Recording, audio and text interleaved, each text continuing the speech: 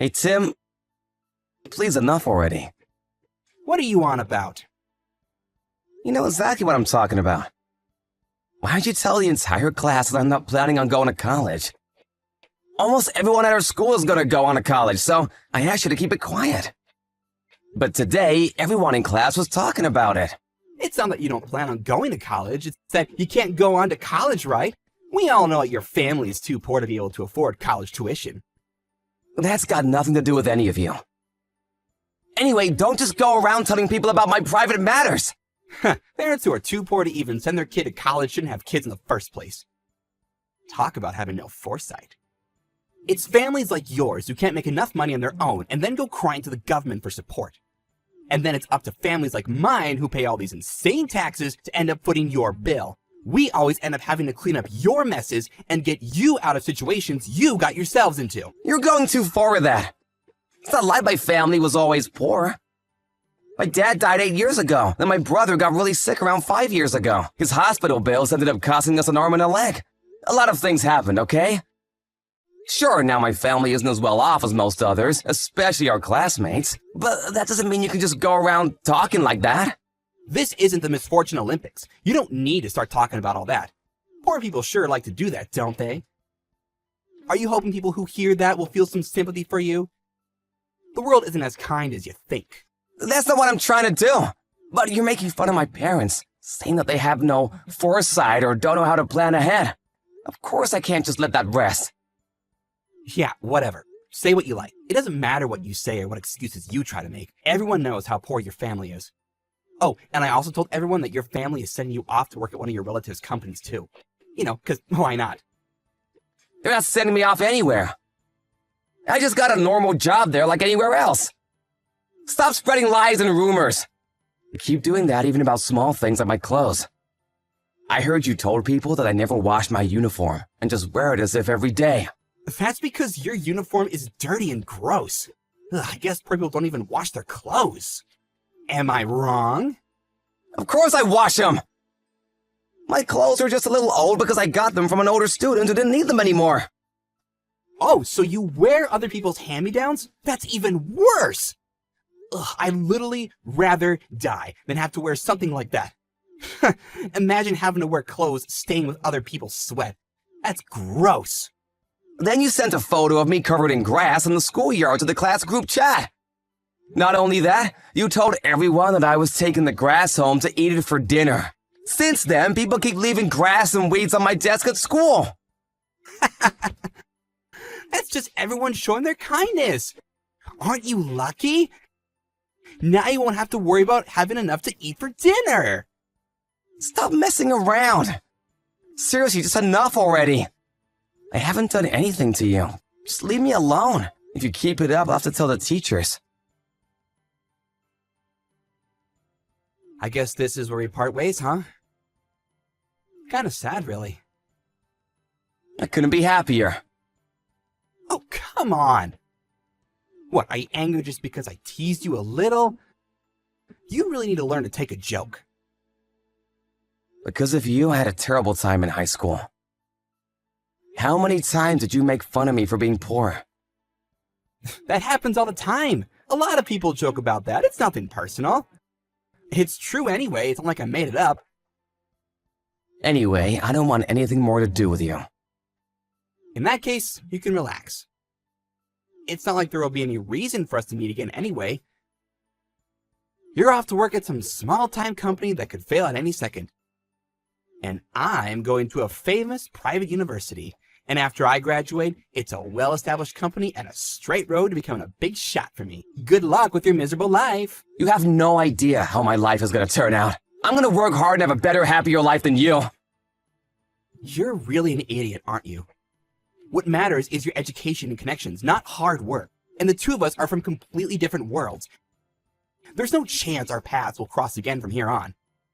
We'll never have to see each other again. I hope so. No, I'm praying for it. Hey! It's been a while since we saw each other. What, has it been since we graduated high school? You've really surprised me.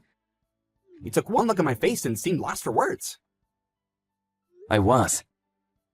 I never expected to meet you there. Sorry if I was rude before. I was in a hurry, so I couldn't stay and talk. Did you end up getting a late entrance into college or anything after we last met? So you're really just out here with a high school diploma. Man, poor people really are stupid. There are other ways of getting into college, right? Like deferred pathways or even community college programs. You should have thought about taking one of those options to help you escape from the lower classes. I mean, I guess I could have done that. And what were you wearing earlier anyway? Worn out work clothes that look like they were covered in paint? You look even more ragged than you used to. Seeing you like that reminded me of the gross uniform you used to wear in high school. You were always wearing such dirty clothes. There's a reason I was wearing those clothes. But what about you? Did you become a big shot yet like you said you would? Of course I did. Or close enough. Tomorrow's my first day of my new job at a great company. And what do? Are you homeless or something? If that's the case, you want me to lend you some money? Starting a new job? You're coming to my company. Wait, what? I've been so busy I completely forgot. I remember HR telling me that you were hired. I took a look at your CV. Wait, what?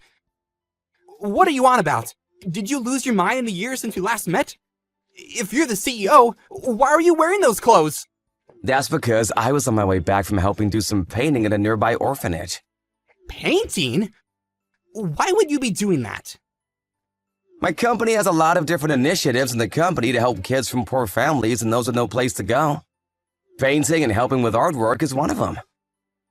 The point is to give the kids an opportunity to experience art and help them cultivate their imaginations. Today we had an event where a lot of investors volunteered to help out. So of course I also joined in.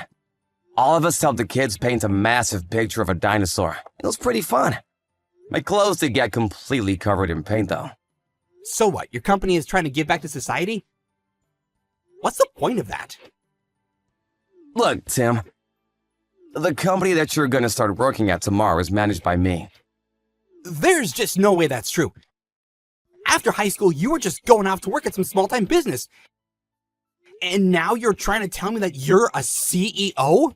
I worked hard at that so-called small-time business. And now it has grown to be the company that you start at tomorrow. Get real! I know that's not true. First of all, the name of the company is completely different from the one you went to work at. After my uncle retired and appointed me the CEO, I changed the name of the company. My uncle didn't have any kids of his own, so he decided to pass the company on to me. At that time, the performance of the company was improving, so I decided to also expand the scope of what we do and completely rehaul the name and appearance of the office too. So along with that, I changed the name to give the company a new start, so to speak. But if you applied for this job, you should have seen the website. The CEO's name is clearly written there. You didn't realize? I thought you saw my name, so I decided to apply here. Of course I saw the website. But your last name isn't the same as it was in high school. Oh, that's right. My mom got remarried, so my last name changed because of that. But even so, if you went through the site, my photo should have come up at some point. I guess you didn't really look into the company too much. Usually an applicant tries to find out as much as they can about the job they're applying for. But whatever. HR said that they will hire you, so that's that. You weren't the one who processed my application then? The company has gotten too big for me to look over every applicant personally. I mostly leave that up to HR now. Of course, once they've chosen a candidate, I still look into them myself. By the way, I heard a lot about you from HR.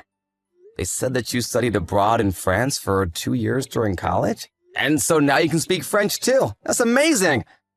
They also said that you entered graduate school. And after completing your master's in business, went on to be a project manager at a pretty big company. Also, that at your previous company, you were so popular with all the female employees that you could barely get along with all the men. You told me all about it. That was all stuff that I talked about in my interview. So, are you really the CEO there? That's what I've been saying this whole time. I'm not going to make up some pointless lie like that. And I'm always happy when someone with a good record joins a company. But there's one thing that I'm a little worried about. Extending a helping hand to help people in need is my motto. And the company also follows that ideal. I'm wondering if someone like you who looks down on the poor and helpless will really be an asset to this company or not. In any case, from tomorrow you have a 3-month trial period. So I'll be keeping an eye on your performance. Then I'll judge what happens from there. Hey, what's up? Are you still there? Oh yes, I'm still here, sir. What's up with the formality all of a sudden? Anyway, as I said before, that's what we'll do starting tomorrow. I'll see you tomorrow then. Hey, Tim. I need to talk to you about something. I've asked some of the other employees about how you're doing at the moment. And what they say isn't so good. Does anything come to mind? I'm not really sure. That's a pretty vague answer. This is what I've heard from them. You make a lot of obvious mistakes when preparing documents. You fail to be polite to clients and end up angering them in meetings. Then they also said that you've been copying data onto a personal USB. This is pretty different from what your CV said about you, and what you said in the interview. That's just all a coincidence. I mean, I only just started, so I'm bound to make some mistakes, right? You've also been going around boasting that you and I were classmates back in high school. And I went out of my way to hire you as soon as I could. So, you did apply here knowing that I was the CEO, didn't you? Of course I did. Apart from that, people said that you can't actually speak French, and a bunch of other things that seemed off. So I had to look into your past a little more closely. What? What do you mean by that? Well, I happen to know the CEO of the company you used to work at. So I asked him about how you would work and for him to get the opinion on your former co-workers. And that's where it all came to light. They said you were lying constantly and would always blame your own mistakes on other people. Everyone hated you for it. I also heard that you had a pretty big gambling debt, to the point where even the company got contacted about it. Everything I heard, there was nothing good. That's all completely made up. Everyone at the last place I worked at were just jealous of my genius and wanted me to fail. But even what you said in the interview at my company is exactly the same as what you told them at the previous place. That you were a graduate and studied abroad for 2 years. The timeline on that doesn't make any sense.